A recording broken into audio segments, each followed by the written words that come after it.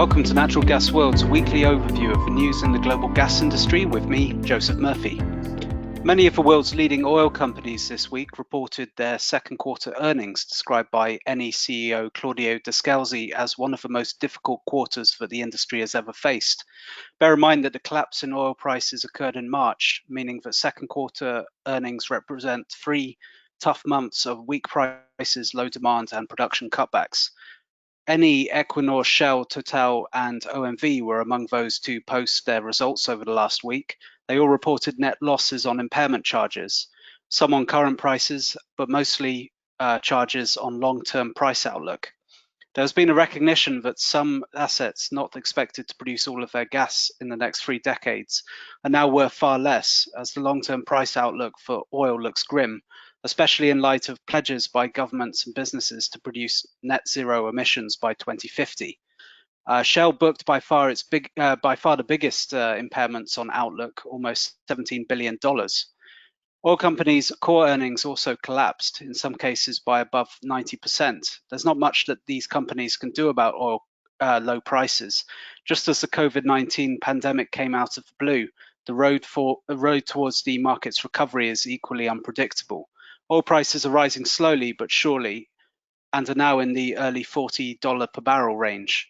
But the OPEC Plus cartel is easing back on their record supply cuts tomorrow, saying the move is justified by the market's modest recovery.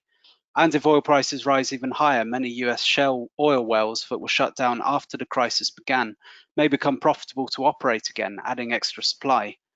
The outlook is equally dim for gas prices, now at record lows. Demand may be recovering, but economic conditions are very weak.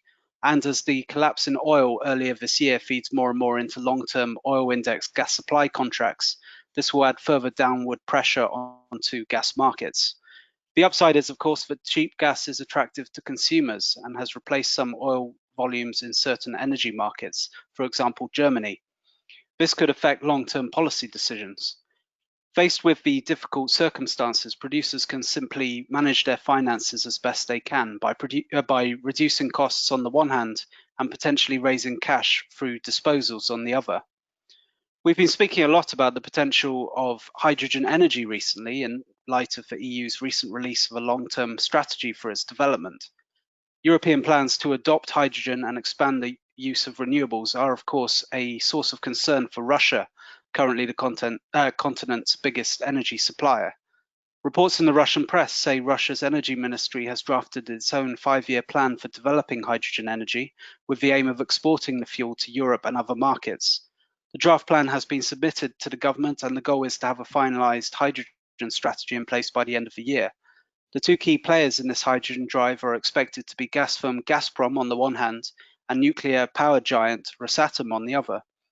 Gazprom will advance projects to produce so-called turquoise hydrogen, generated from gas using methane pyrolysis, which splits gas into hydrogen and solid carbon, a useful and clean byproduct.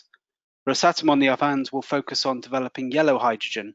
This is hydrogen produced from water using electrolysis, with a process powered by nuclear energy.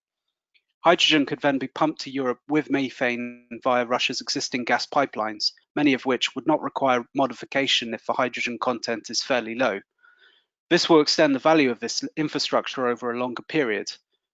Now, Europe's strategy very much prioritizes green hydrogen. This is hydrogen again produced using electrolysis, but relying on renewable energy such as solar and wind. But there is a window for gas-based hydrogen as well, as long as no carbon is released into the atmosphere, as a shorter-term solution for reducing EU emissions. But whether Russia can act fast enough to take advantage of this window is unclear. It is also uncertain what position the EU will take on yellow hydrogen. But the failure to act could mean Russia ends up losing market share in the European energy market as the EU moves towards a tougher position on gas. This has been Natural Gas World's weekly overview of the news in the global gas industry with me, Joseph Murphy. Thank you, and see you next week.